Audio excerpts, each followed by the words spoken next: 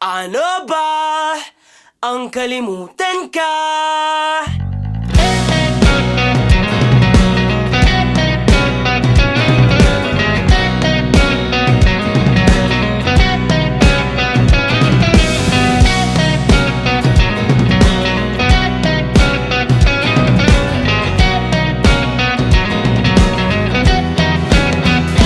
Nakangiti ka na naman, ngunit hindi na ako ang dahilan.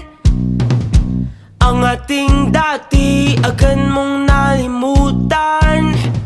Naiwan akong mag-isa sa nakaraan.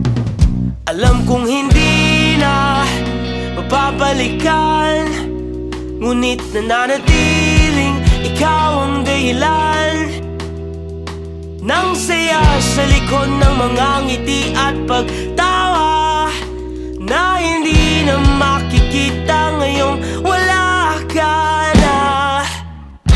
Dami-daming katanungan, sagutin mo naman. Paano ba ang kalimutan ka? Bakit parang kay dali mong nagawa sa akin?